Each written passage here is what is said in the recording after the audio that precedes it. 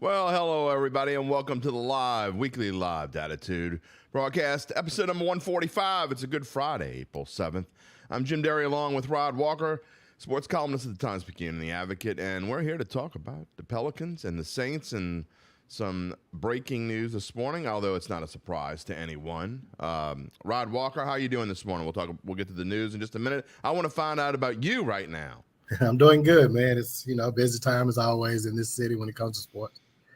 Never ends, does it? Never ends, man. I was thinking about last night how especially NFL, you think about the off season and they're just really not winning anymore. They've sort of made it a 12-month-a-year cycle, man. It's just crazy. I know. It's, and when I got in this business for the first 10 or so years, I've been doing it. This is my 33rd year, something like that. And when I first got in the business as an ag clerk, from about May to June to May to the end of July, there was nothing. Yeah. I mean, that's when you take your vacation. There's nothing going on now. Yeah. Now you're trying to squeeze a vacation in somewhere. Wherever you can find it. That's what you do. All right, let's look at our topics this morning, what we're going to be talking about. And obviously, we're going to be talking about the Pelicans mostly. Of course, we're going to dive into the Saints at the very end there. But as far as the Pelicans go, I put this graphic together before we found out some news this morning. But it's still true. The final picture should be clear in just a bit as the Pels take on the Knicks tonight. Final regular season home finale against the New York Knicks before they travel to play Minnesota on Sunday to end the regular season. And then as far as the Saints are going, we'll be talking about what position should they be looking at. I think I'm in disagreement with most of my colleagues, which I guess isn't always a bad thing. I was in agreement with them when it came to what their final record would be, and I was wrong. We were all wrong about that. And then the Hendon Hooker visit, does it actually mean anything? We'll talk about that with Rod in just a little bit. But again, if you want to bring in your comments or questions, and we got already Jerry saying hello. Jerry's always with us, Rod. He's a regular with us over here, so we appreciate him. Poppy showing up as well. Hello to you guys. Comments and questions till about 9:50 to 10 o'clock, just kind of depending on when we run through. All right, Rod, the first thing I want to talk about is the Pelicans and some breaking news this morning from Shams over at The Athletic talking about, it's not really a surprise, but his news is that Zion will definitely not be ready for the play-in. We'll see what happens if they were to make it advance past the play-in into the playoffs, but I don't think anyone can be surprised that Zion is not going to be ready this coming week or so, I guess.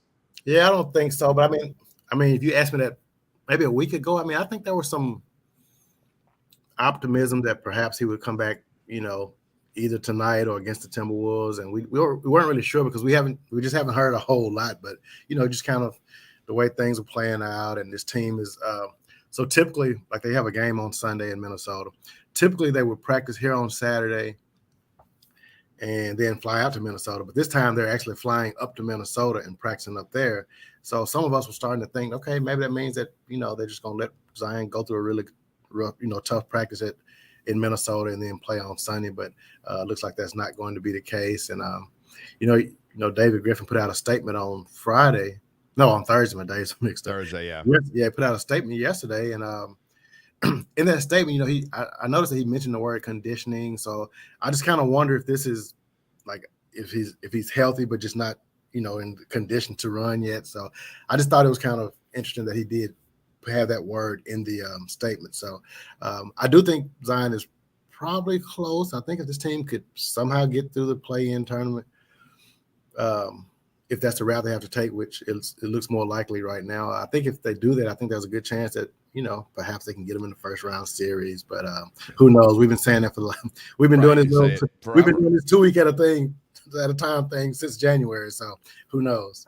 Well, I was talking to my son this morning, and one of the things that I see is that for the last, I'll say, month or so, it seems like they're playing like they played last year when they knew that he wasn't coming back.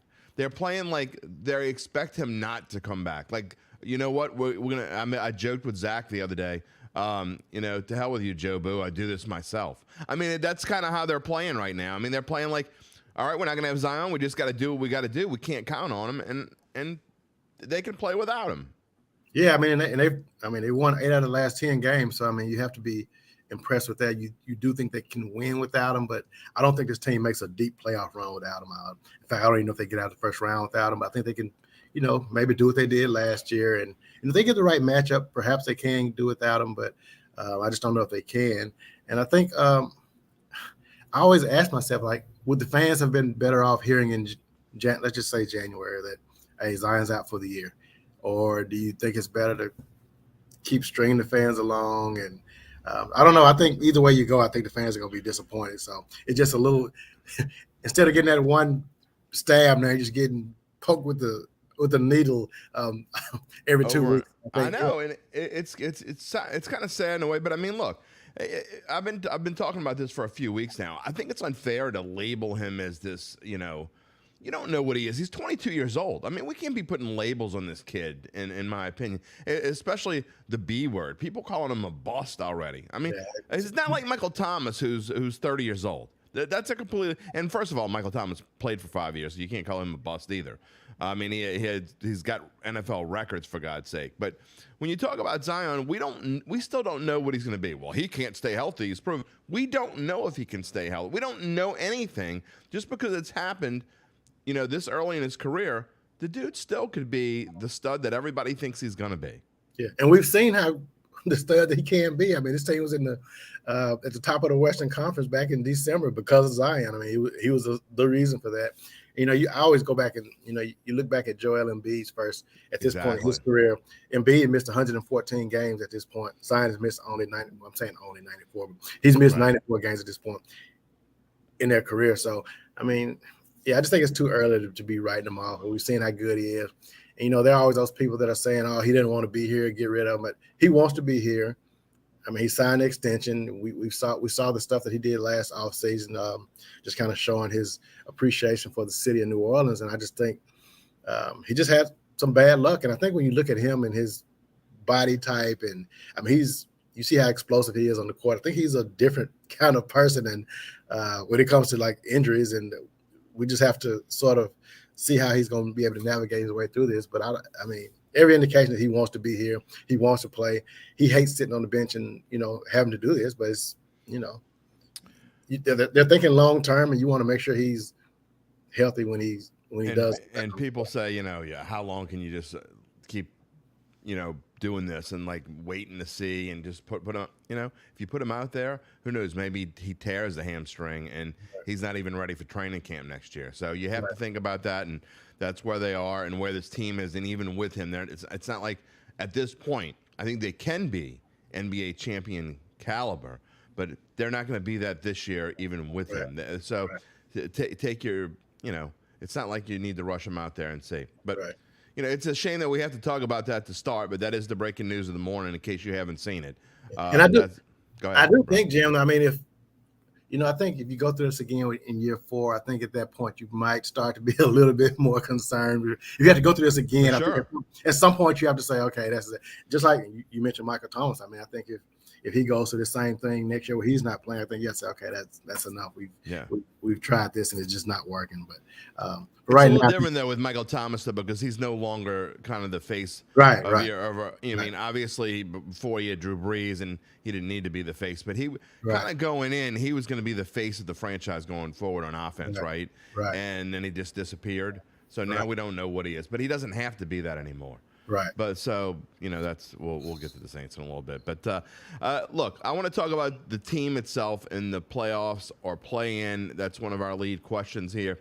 And, Rod, if you look at what this team has done as of late, and I think, what is it now? 7 of the last 9 that they've won. I think it's 8 out of 10, isn't it? Oh, is it 8 out of 10 now? Okay, so if you look at this Wednesday game, I mean, to me, it's the craziest game of the season. It comes the third to last game of the season. But, down by 17. They were up by 17 against Golden State and lose. They kind of looked like what Golden State did to them, don't you think? In this Memphis game, that last 5 seconds aside, they look like a team that can beat almost anyone. Yeah, man. They had that. It was like I think it was 3 minutes and 4 seconds. I can't remember. They knocked down 7 threes during that one stretch. The Smoothie King Center was as loud as I've probably heard it all season. other than maybe that Phoenix Suns game, back in, I guess that was December. But the place was just really electric and had a playoff atmosphere. And they played really, really well. I mean, Herb Jones scores 35 points. Wow. Where did that come from? Man, I mean, nobody. Yeah, I mean, Herb.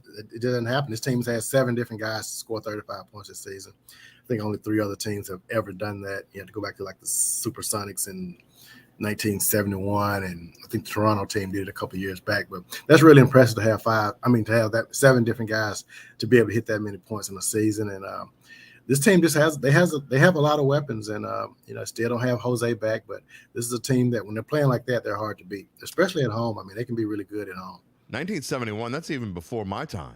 And that's how long ago that is. I mean, so we're talking way back. Look, but if you talk about whether to make the playoffs and play-ins, and if you look at the standings here, the teams on the left side, the 4 teams there, they're locked into their seeds. They're not going anywhere. Denver, Memphis, Sacramento, Phoenix. I think there's a small sliver of a chance Memphis and Sacramento could swap spots because Sacramento owns a tiebreaker, but it's not going to happen. Yeah. So Denver, Memphis, Sacramento, and Phoenix are tied into there. And you got the Clippers and Golden State, which are the likely 5 and 6s. We don't know the order yet because they're tied. But still, Lakers and Pelicans both with a chance to get directly into the playoffs. How important is it, and what kind of realistic chance do you think that the Pelicans could actually get to the 5 or 6 spot? Yeah, I don't think 5 or 6 is likely. I was looking at I don't have the schedules in front of me, but just looking at who the Clippers and Warriors play, I just don't think.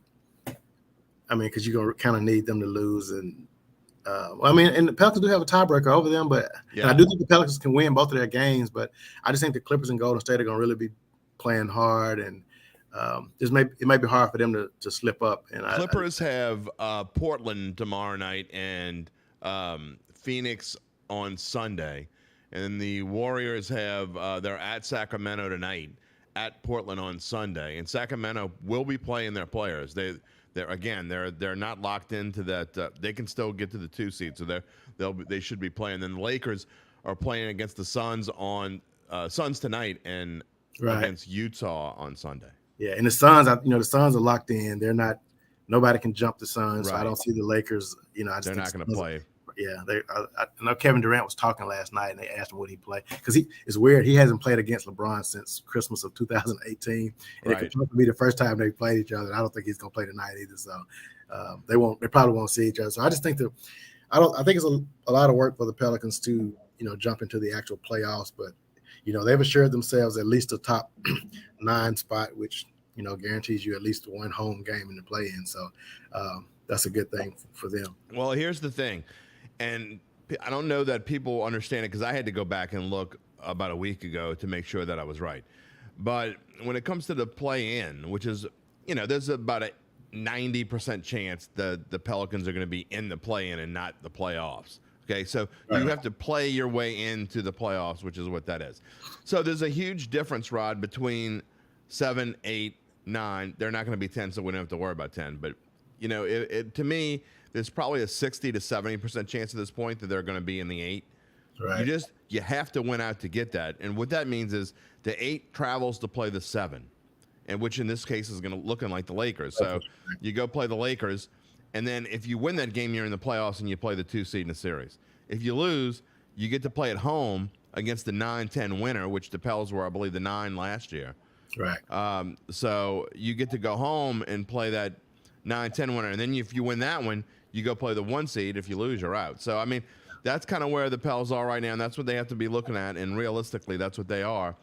But, man, it's making that Golden State game look even more important because had they won that game right now, they would be sitting at number 5. Right.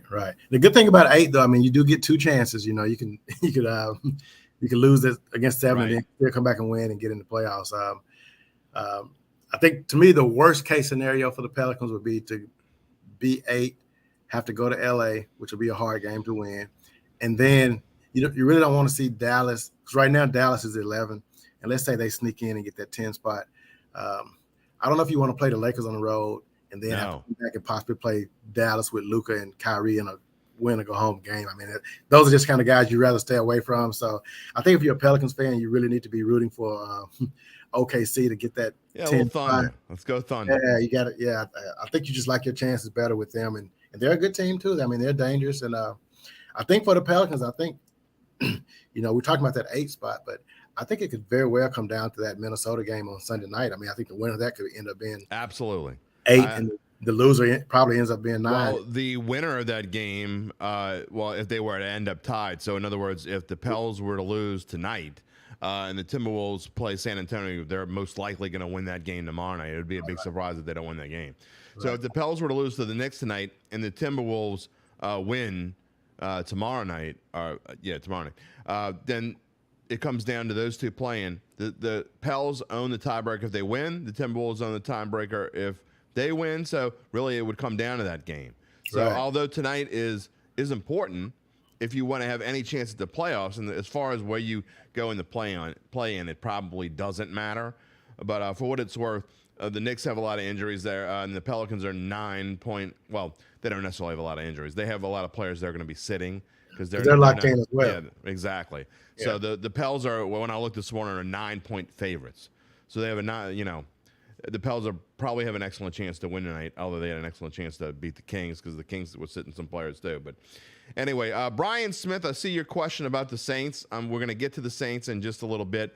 We want to finish talking about the Pelicans first. A couple more minutes on that. Rod, before we switch over topics, I just want to get your thoughts on this team, and let's assume Zion doesn't play, okay? Because I think that's where we are right now. And you talk about we don't know when or if Jose is going to come back. I think there's a different team with Jose, by the way. I think he really makes a difference. But we know we know they can't play like they played in the second half the other night against Memphis. They just can't do that. I mean, that's not realistic. So where do you see this team? You talk about how going to LA is going to be tough because the Lakers are playing different kind of basketball right now. Let's be realistic and assume that's probably what's going to happen. The Pelicans are probably going to go to LA and play the Lakers in the play-in game.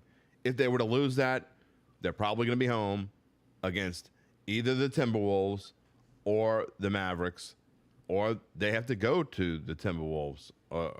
So what is your outlook? Where do you see this team going? They would have to play that game here regardless if you're the 8th. So if you're the they'll get one. If you're the 9, 8, or the 9, you're guaranteed at least one home play-in / playoff game. Yeah, okay.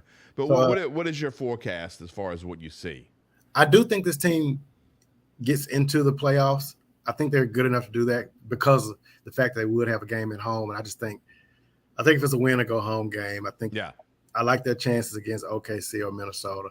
Again, I wouldn't want to play the Mavericks in a go home game because I just know how Luka and Kyrie can be in that kind of situation, and they'd be so desperate. And I'm sure some calls may not. Not that I think anything is rigged, but I do think I think Luka gets. It's okay. You can say it if you think it is. I mean, this is the show where we give our opinions. Okay. I mean, if you think something isn't kosher or whatever, you say it here, Rod. I won't get fined, huh? You will not get fined here on Dattitude. There's no fine zone. Yeah, I mean, I wouldn't be shocked if the NBA would rather see. Okay. They'd rather see Luka and Kyrie in the playoffs than I've said it before. And a Pelicans team without Zion. So maybe Griffin should come out and say, "Hey, Zion's playing," and then we'll get the Pelicans in the playoffs. So they'll get some favorable calls. So, but yeah, I think the Pelicans could win at home in a elimination game, and you look at it. I know everybody was saying, they need to be the 6th seed so you can play Sacramento in the playoffs because everybody thought that was a favorable matchup. I don't know if that's really as favorable as you think. I mean, you saw the game the other night. To me, it's more favorable than Memphis and Denver. Yeah, especially Memphis. This team, and I know they won. They found a way to win but with Ja in there, I mean, this team does the Pels match up with a lot of teams, but they don't match up with Memphis. Period. They don't match up with Memphis, and they just don't. Yeah. And I think Sacramento, I mean, obviously, if they could have got the 6th spot, that would have been ideal because Sacramento doesn't have the playoff experience. But I think that Denver team is a team that, I mean, you think eventually Denver's going to get over the hump and get, and do really well. And if they're healthy, they're really good. But I don't think that matchup is as scary So as. you'd rather Denver out of the No, top I'd rather Sacramento for sure. Okay. But I think Denver would be my second choice over Memphis, and I know you don't normally say that about a 1 seed, but I just think Memphis is a really tough matchup for this team. Well, I have I got Sacramento about 3 or 4 weeks ago when I was going through the futures. I couldn't believe that the Kings, they were, I mean, even then to me they were kind of locked into the 3. They've been locked into the 3 for like a month now. Yeah. And they were still 75-1 to win the title. Now, I know that they're not likely to win the title, but the way they play offense, who knows if they catch fire. To me, 75-1 was ridiculous. I think now it's down to like 35-1 or 40-1, but still, if you're looking for a bargain, I mean, to me, that's the bargain. I mean, the Kings, they're going to be the 3 seed, for God's sake, in the West, and they're still hovering around 30 to 35-1. It doesn't make any sense to me. Was that to win the whole thing or just to win the West? To win the whole thing.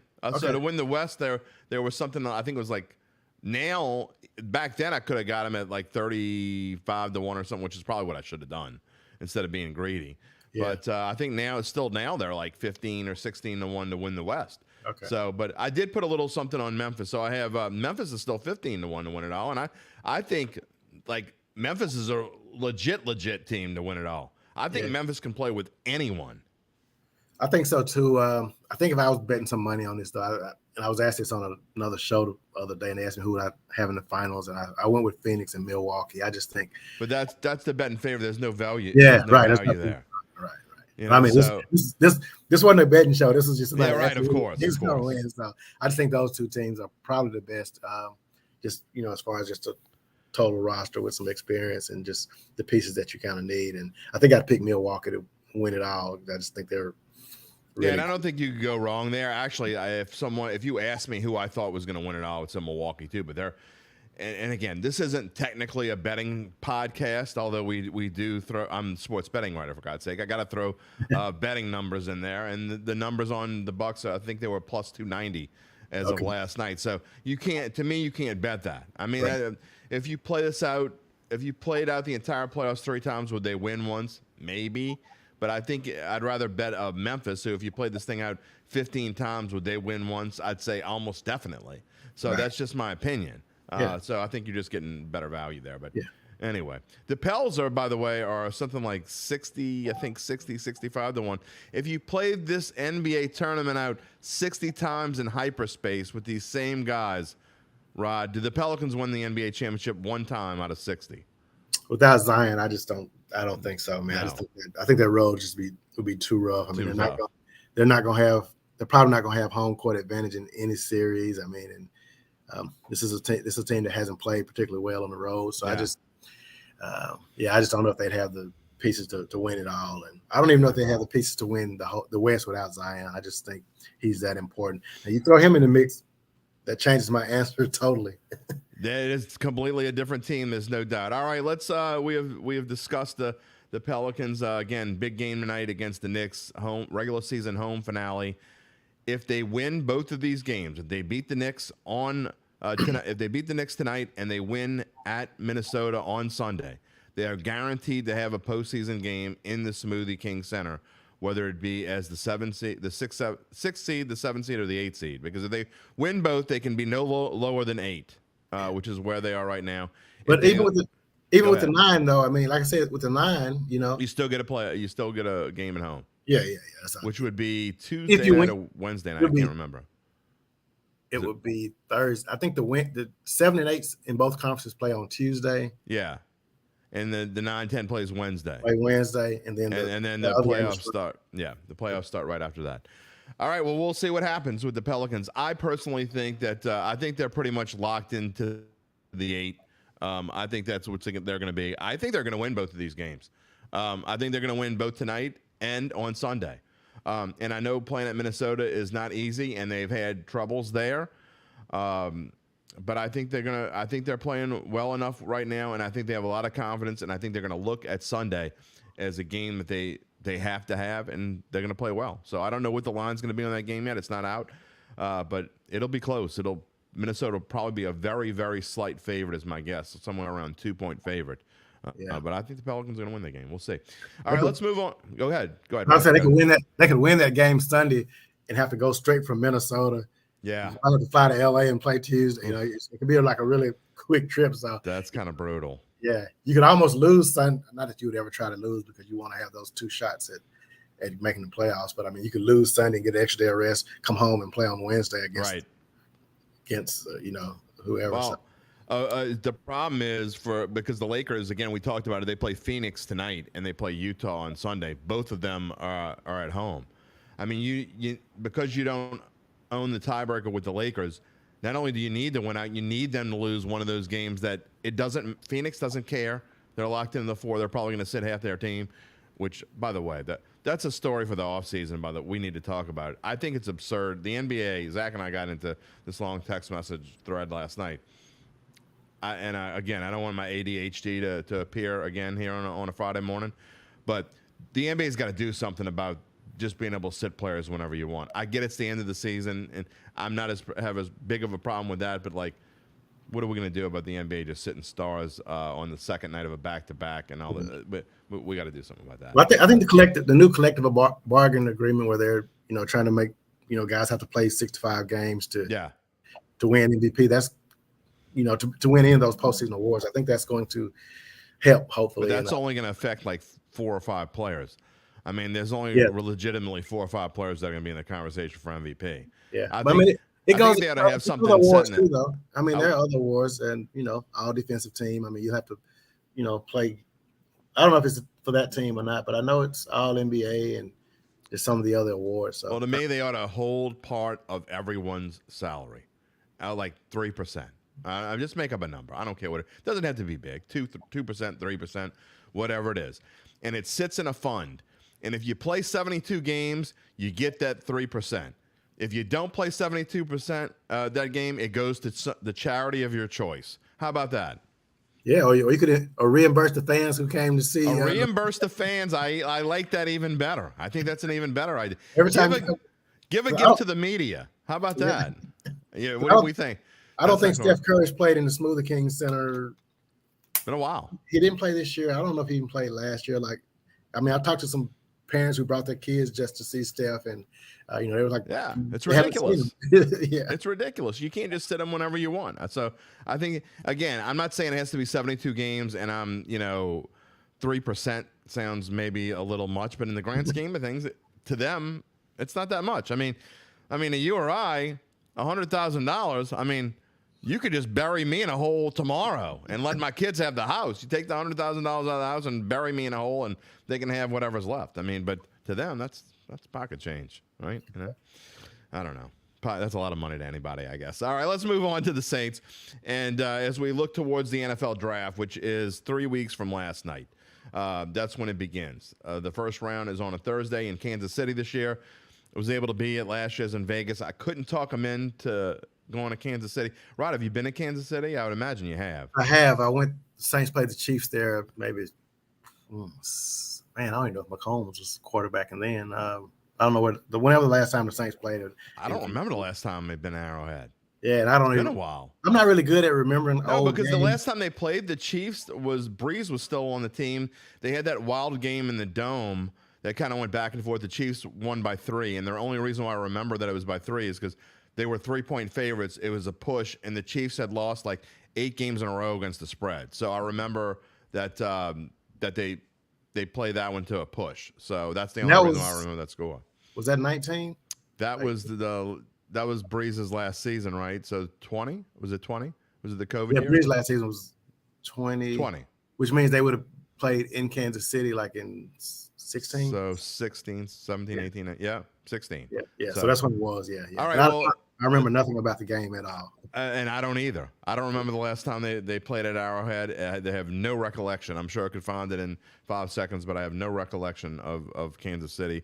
But, I'm always, there aren't a ton of major cities that I haven't been to. Kansas City's one of them. I would have liked to go there. I heard the ribs are wonderful. I heard the barbecue is great. Yeah, we had barbecue. I don't know if you remember Herbie, but he used to cover. Of course, Herbie Ethiopia. Yeah. He had covered Kansas City before, and actually he's back covering them now. But he showed us around. He was he was covering the Saints at the time, but he knew all the Saints to go to, so he took us to some really popular barbecue place there, and had a good time. And I remember Arrowhead being loud. You know, you always hear about how loud it is, and it was pretty loud, especially for an outdoor stadium. So, well, they've had a lot to cheer about over there, and now they're going to have the NFL draft there in Kansas City. I wonder when it's going to come to New Orleans. It's got to, right? It's got to come. If they're going to move it around, I think it's got to come to New Orleans. It's always during Jazz Fest, though, so I don't know if. Oh, that's true. I just don't know if you can make it happen logistically, but I mean, this city, you know, they probably could make it happen, but I think they got to find a way. I'd find some hotel rooms, and it'd just be a lot. That's true. It would be tough. Well, I'll tell you one thing about the draft. It was my the first time I'd ever been to a draft, and being there, and the first night I was there, standing outside in Vegas, and I think that within the first hour, I'm not exaggerating, within the first hour I was there, I probably saw 25 different team jerseys there. Yeah. And by the end of the first full day, I had seen all 32. So, I mean, it was crazy. And just talking to different – one of the things that's great about going to the draft is just talking to different people from everywhere. Yeah. And the different fans, and everybody's – now, they're not always cool, and when you go to their home venue, try to talk – you know, if a Saints fan tries to go to Philly, they're not necessarily going to be cool to you there. Right. But if you're in a setting where everybody's fans are together, they're kind of cool. So, yeah. I mean, you know, that was kind of a highlight in being able to talk to all these different people. But that's funny you did that, because when the Saints went to London this past year and played the Vikings, I remember before the game, you know, we got to the stadium early and we just said, okay, lots of jerseys. Yeah, we said let's see if we can find at least one of every jersey, and it took us like 10 minutes maybe. I mean, they were just it's insane. Yeah, it's for insane those kind of events. Yeah. But and then the draft, I tell you, we spent the first part of the first night in the media room, but when you go to them, and then we couldn't get any internet reception in there. We actually had to go back to our hotel. But when you walk into the media room, at least in Vegas, and you walk through this certain spot, you can see down this bridge where everyone is, and it's just this mass of humanity. I mean, it is, I don't know how many thousands and thousands of people, but look, and I've lived in New Orleans my entire life. I ride in Endymion. You make the turn from Carrollton on the canal, and you see this throng. It was kind of like that. I mean, you turn from Carrollton on the canal, and you see nothing but people, and that's really what it kind of was at the draft. And I'm like, how did they even hear anything or see anything back here? Right. But you know, it's the people that go. So yeah, I think you're right about the Jazz Fest part of it. Maybe that would prohibit the draft from being here in New Orleans, but it is an experience. It's not just about the NFL has done it. They've been ingenious about the whole thing, really. When it comes to the NFL draft, I mean, they have marketed everything to the T. And, you know, Zach was saying not everybody likes the draft. I said, I don't think that's the case anymore. Like, I never cared about the draft all that much, even like 10 years ago. And now it's a big deal for me, and I'm about to start doing my own mock drafts, or at least mock positioning drafts. It's just insane what we all have to do now. It is, man. I don't really get into the draft until like around this time is when I kind of really started looking. But I mean, there are people who've been looking since college football season ended, and like, yeah, I'm always just doing some other stuff too, so it's a little harder for me to dive in like most people. But I'm about to turn that corner and get into it as well. Yeah, well, all right. We got a couple. One comment, one question that I need to show. James asked, I don't know if you're asking for Pels talk, but we just spent 30 minutes talking about the Pelicans. So you can either slide that little button backwards and hear what Rod and I had to say about the Pels, or you can wait till we're done and you can hear it on demand. By the way, everyone, when we're done with this live portion of the show, like I do every Friday, I go and record my monologue and attach it to this interview and post it, and you can find it wherever you find your podcast. All major platforms, Dattitude can be found. And, you know, my monologue is, I know you don't want to hear me talk. You can just fast forward and hear Rod again. That's fine. You can do that. Brian Smith asked, is Coach O a Saint? That was an April Fool's joke, my friend. Coach O is not coaching the Saints. I know there were some pictures out there and all this fun stuff, but that was just fun. It was April Fool's joke. Coach O is not coaching the Saints. My son got all excited. First of all, I love Coach O. He's been nothing but nice to me. I covered his sons playing ball for a few years, and again, nothing but nice to me.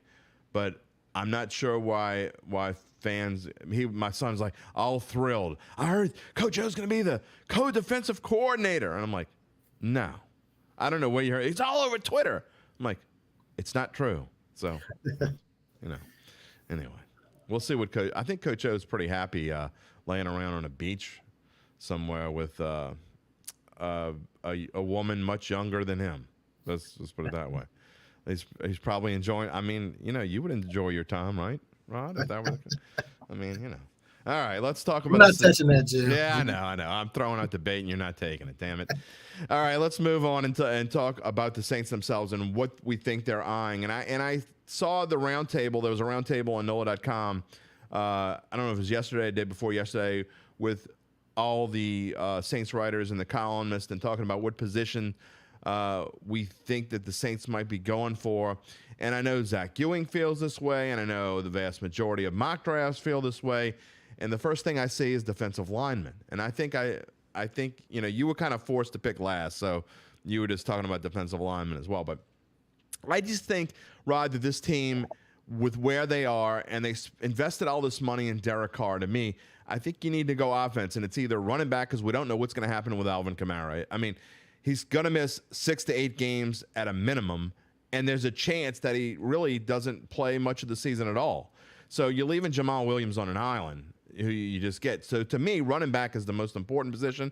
Second most would be offensive lineman, because even if you think you have 5 starters up front, you can never have enough depth. And with all the money you've invested in Derek Carr, so to me, those are the 2 positions that I'd be looking at first.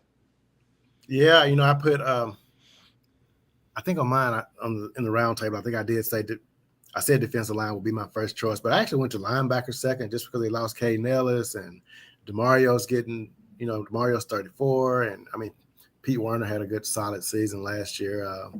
So I put linebacker up there too, but I think to me, and those are the 3 positions for me: defensive line, running back, and linebacker.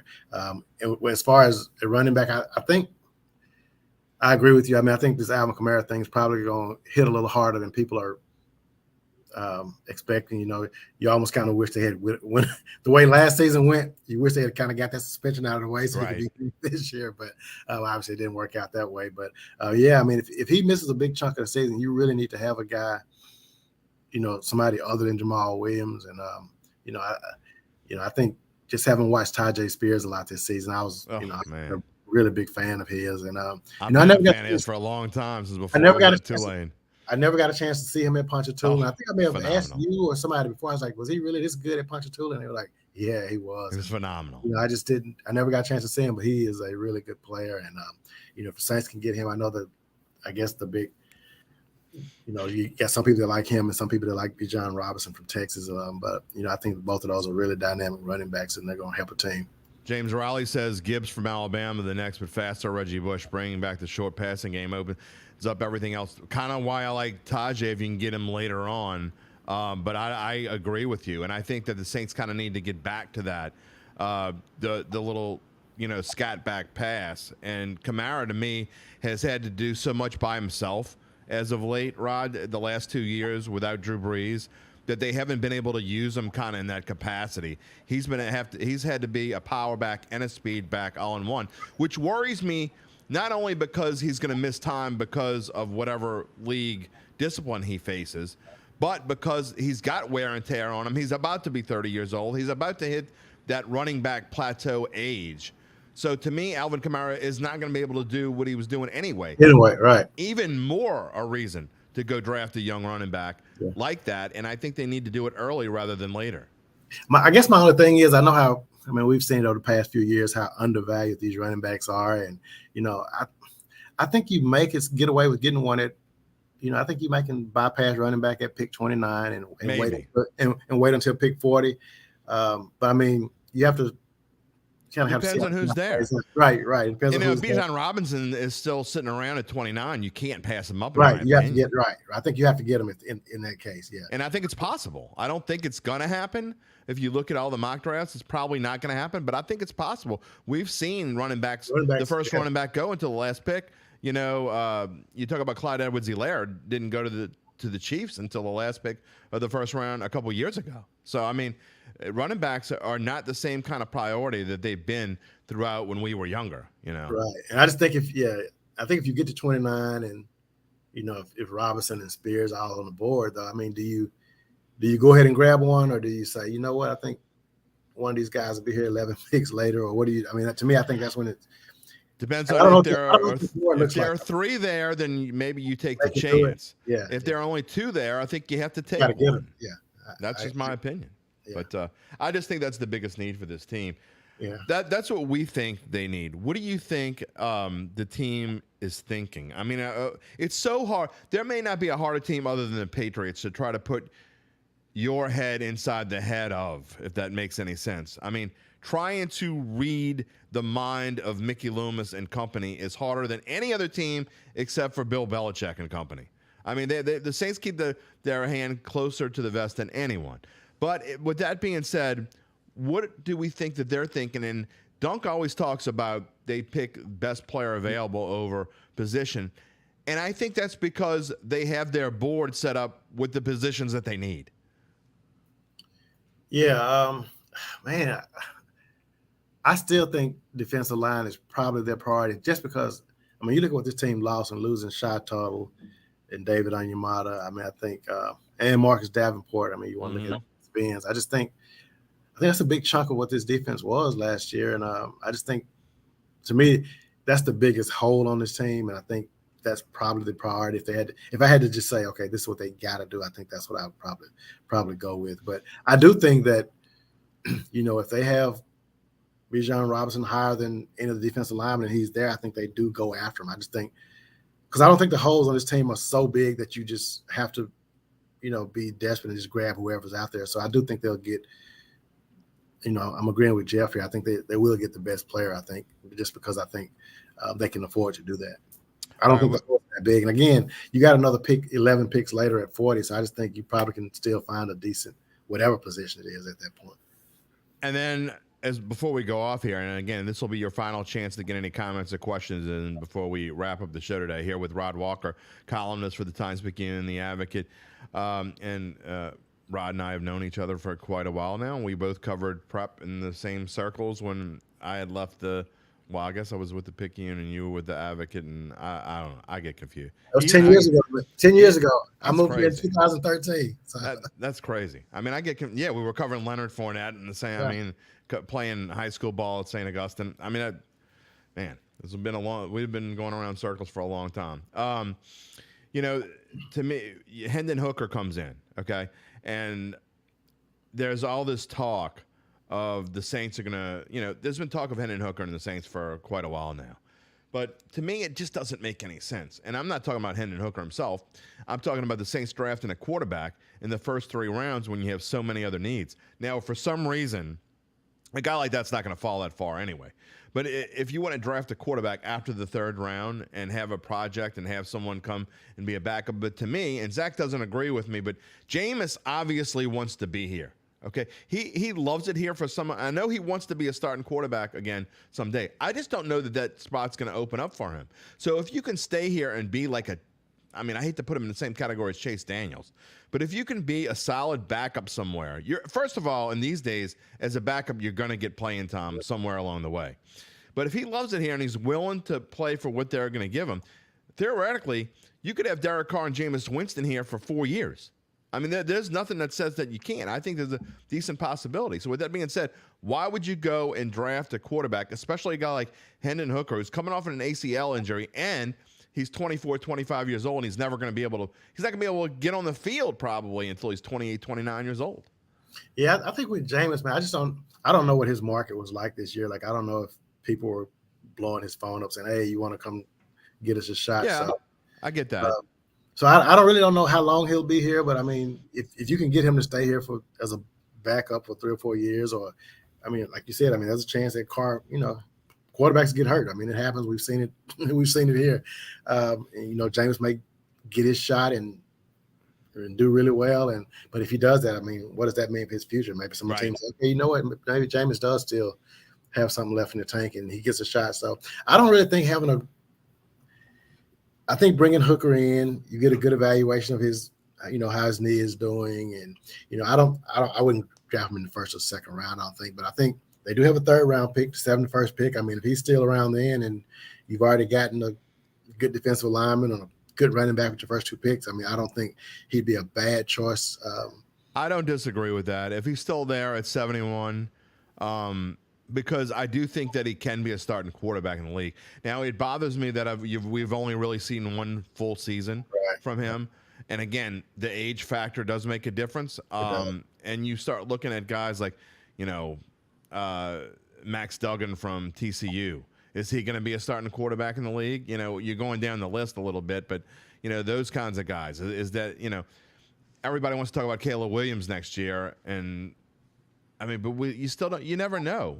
You never know, Rod. You talk about these quarterbacks, and you never know if they're going to pan out or not. You just don't know. Yeah, it's a very hard position to pick. I mean, there are only 32 of them, and there's a reason. I mean, 32 starters, in that position, and so yeah, you don't know, especially a guy like you said coming off of an injury like he is. But I think that's why you bring him in, though. I think you get a chance to, answer some of those questions that you may have. I mean, there probably are some questions that you want to see if you can get to the bottom of them, and if you like it, and if he's a player they really like. I mean, we know how the Saints are. If they like you, they're going to go after you. And, that's definitely true. They do that. Brian, who's been with us all morning, we appreciate it. He says we both have seen him. He's the beer man walking up and down the aisle saying hot beer. We don't hot beer. I don't know about that. He's passing in the Dome and in the arena and Jazz Fest many events. Brian, bless you as well, my friend. Happy Easter to you as well. We appreciate you being a part of the show and coming in. Also, he says he's a disabled vet, no longer able to work. We thank you for your service. We thank you for joining us here on Dattitude. All right, Rod, closing thoughts here before we say goodbye on this Good Friday morning. What are you going to be looking for this weekend? I guess the Pelicans are number one, but there's so much going on. I mean, I was watching last night for the first time all year, Brian Scanes, the pitcher at LSU, kind of faltered a little bit. Came into the game with like a 0.94 ERA, gave up his first 2 home runs. South Carolina can really hit the ball. They're going to be fun to watch. Tulane got a big win, and they've had a rough start, but they can still get back into things. UNO's looked okay in college baseball, but we never even talked about the LSU women. Obviously, the story, not just the story of Louisiana, but kind of a story among the nation. And it's great to see women's basketball, to me, getting to that next level. What are some of your final thoughts before we go off the air this morning? I just threw a lot at you. Yeah, I mean, I haven't really kept up with baseball. I did see that. I saw the LSU score last night, and lost the series open. I think it didn't have a rain delay or something, and they did. You had to pull the pitcher, and that kind of ruined that night thing. Just kind of went south. But this is the LSU team that I think is, the few times I watched them, and I really like to watch them because I got a chance to cover Trey Morgan in high school, so I love to watch him play. So do I. I prefer to watch Cade Beloso too, who hit a home run last night. Right. Okay. Yeah. For John Curtis. Yeah. I really like to see Trey when he's playing first base better. So do I. He's just so amazing over there. He makes some incredible plays. But as far as the LSU women's game, I was way more in tune to that than I was to San Diego State and UConn. I mean, I was like pretty locked in on that LSU game. So was I. Caitlin which Clark is surprising. Phenomenal to watch. And, the ratings they had, I think they drew like 9.9 million viewers, which is the most ever for a women's basketball game. And I think it was the most ever for a women's amateur event. Yeah. And I mean, Caitlin and Angel Reese will both be back next season. That'll be drama. Yeah, neither one's eligible for the WNBA draft. So, I mean, we'll be watching both of them next year. I mean, if there's anything close to a Bird versus Magic in women's basketball, this is probably it. So they're both must-see TV. So what the best part about that is to me is the NCAA. As well as I do, these things happen. The NCAA is going to do whatever they can possibly do to make sure that those teams play again, and if they can get it to happen in the championship, they're going to. So they'll be on different sides of the bracket, and I know we're like putting the cart way ahead of the horse. But they're going to do those two teams are going to get whatever breaks that you see the teams get breaks. because we all know they do. I mean, let's be realistic. We saw UConn women get breaks for years. And by the way, Gino's crew is the favorites already for next year. But they'll be on different sides of the bracket, and they won't have to play into the end. But it's going to be high-stakes drama if they do have to meet again. I wish we could find a way for them to play in the regular season. Oh, I think we can. I think they need to play a tip-off classic in the Dome or in 100%. In I don't know. You would absolutely pack the Smoothie King Center if you put those teams to start in some kind of tip-off classic or whatever. Yeah, I mean, I think that. I don't think you'd fill like a dome or anything, but I think you would certainly fill the Smoothie King Center. And I think I'd go as a fan if I wasn't doing it as a work capacity. I think you could fill up almost any arena. I don't think it even has to be in Louisiana. I think you could do it in. I mean, I think especially Caitlin. I think she's that kind of a draw now. I think people would. I saw the story the other day. I think I was having to change their season ticket plan because the demand is so really. High. Yeah, I mean that's and we saw the PMAC was packed. There were way more fans there for women's games than there were for men's games. Right. We'll see if that changes next year. It was the same way for Mississippi State when their women were on their little run. I mean, they were outdrawing the men. So I mean, it happens, and especially when you have some really good players. So you're saying there were 1,000 fans in Starkville for the women and 500 for the men? Yeah. I'm just kidding. I'm just giving you a little grief. Got to get my little Mississippi State shot in whenever I can get it. Rod, thank you for joining us on this Friday morning. What have you got planned for Easter weekend? Are you going to just take a break, or you can't really take a break? The Pelicans play Friday. I think I'll have to cover the Crescent City Classic 10K on Saturday. Do you? It's kind of always I've covered it every year. I've kind of written a column. And, you see how people in bunny suits line in the it's actually a fun event, and it doesn't take long. So then the Pelicans play Sunday night. So I mean, it's a pretty full sports weekend. Not Sunday night; they play Sunday afternoon at 2:30, and obviously that game is going to have some big implications, which we talked about earlier. It could be them battling for the 8th spot probably. So. Believe it or not, I ran in the Crescent City Classic 5 years in a row. In the late 90s and early 2000s. I know if you look at me, it's hard to believe it. And I did it as recent as I think 5 or 6 years ago. My wife and I did it together, and I actually ran too. And I know it's hard to believe, but it is a fun event. And for those who haven't done it, it's always fun to go out there. I forgot to even mention that as one of the big events here in the city with all the things that are going on. It's just crazy in New Orleans this time of year. It is. It makes you realize this is why we don't want to live anywhere else. Right. I mean, why would the year goes by so fast because there's always just an event like, okay, I got to look forward to Jazz Fest. I got to look forward to Essence Fest. It's just always. It's like If you can't find something to do here, you probably should go live in like, I don't know, Kansas or Oklahoma, where it's super boring. No offense to you people who live in Kansas and Oklahoma, but I mean, if you can't find something to do here, you got real problems. All right, Rod Walker, we're going to talk to you again soon before the summer, and as we start looking ahead to, we'll be getting into mini camps before too long. We'll be getting into training camps. We were all talking about wins and losses and what our thoughts were. Wins, we were all wrong when it came how many games the Saints would win, but. I was wrong. I was more wrong than anybody, but you were wronger. Yeah. Wronger. As wronger as my grammar right there. So yeah. Well, you listen to me for about 30 minutes and you realize how many I can say in a half an hour. We'll talk to you soon, my friend. Enjoy the weekend, and don't be too busy.